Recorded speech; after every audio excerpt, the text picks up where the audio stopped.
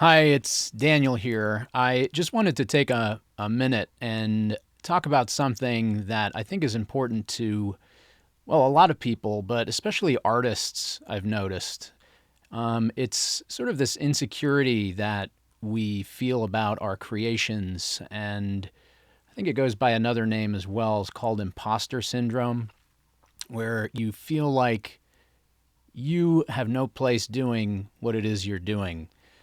Um, I wanted to talk about this because I've been talking with a lot of people on Facebook and Twitch and on YouTube as well, and I get the sense that there's some insecurity in you guys about what it is you're making.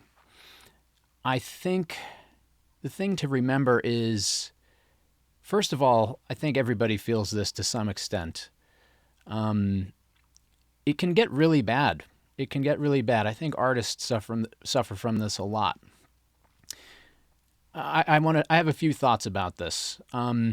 First thing is, in my experience, it seems to me people who don't show this insecurity publicly, I find do very well.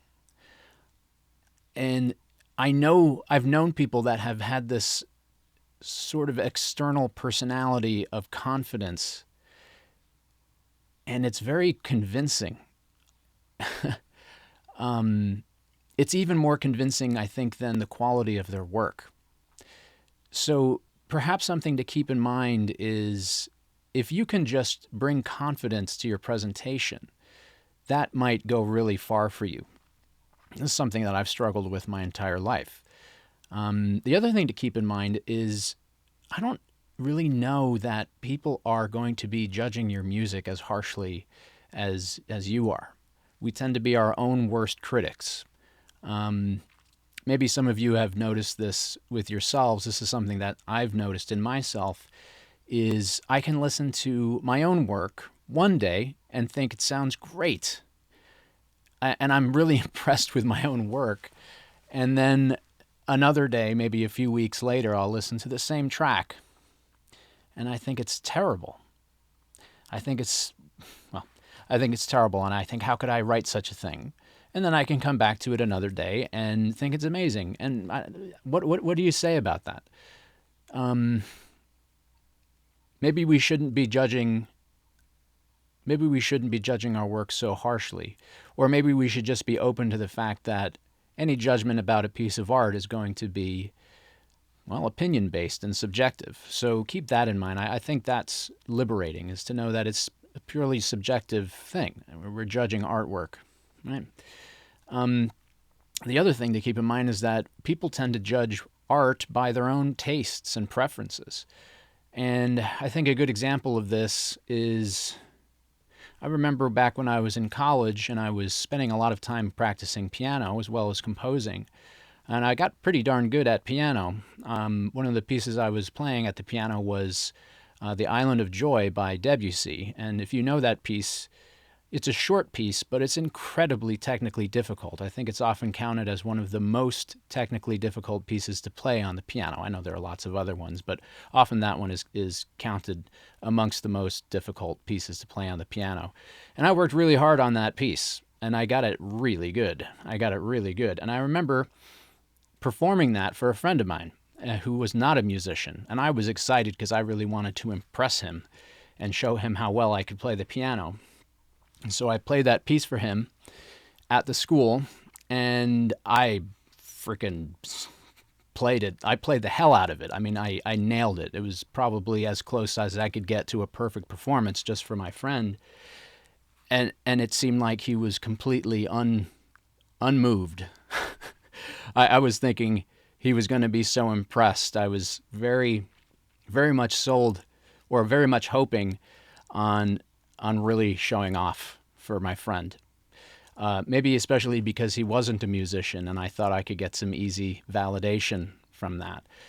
And the guy was just, I mean, I could have just, I might as well have just been passing the salt. He just didn't seem to care very much. And, it made me, I still remember that to this day because I did something which was quite an accomplishment, and he didn't seem to care.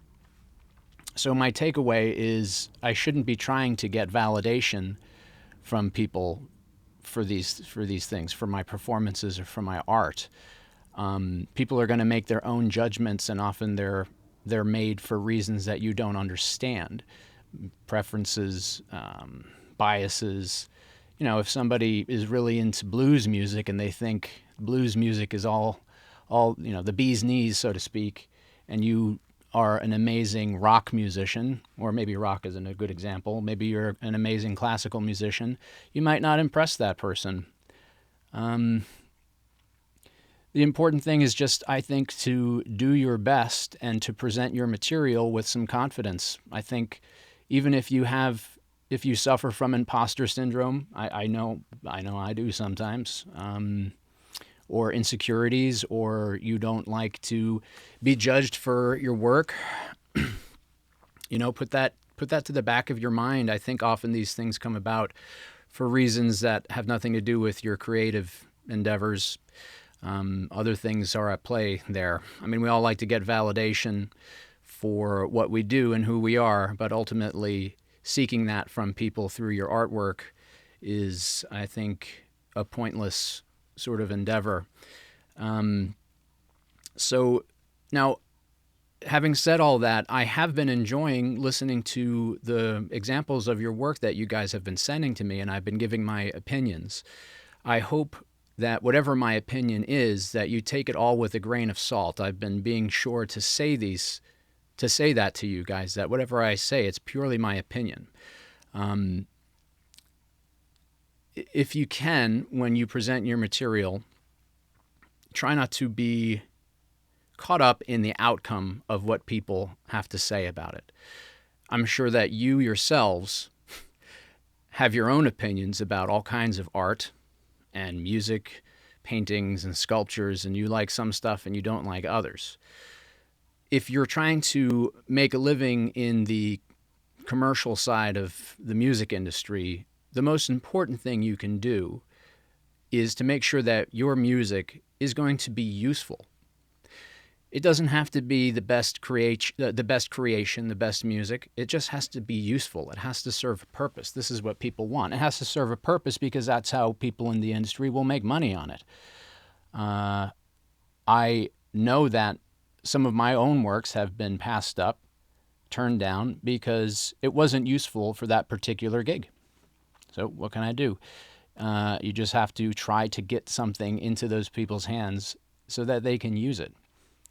In any case, imposter syndrome and insecurities about our own work, it's something that everybody deals with, I think, at no matter what level you are. And the people, I think, who don't suffer from those types of problems, imposter syndrome and insecurities, like I said, either can present an air of confidence that is often not necessarily real, but it's very convincing, or they tend to have other problems, like they're overly confident in a way that perhaps they shouldn't be.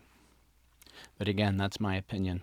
In any case, I hope this is useful for you. Keep working, keep getting better, keep improving, keep practicing, and you will improve. And don't try to get validation from other people. The validation has to come from within you. That's something that has helped me. So that's it. Thanks for watching.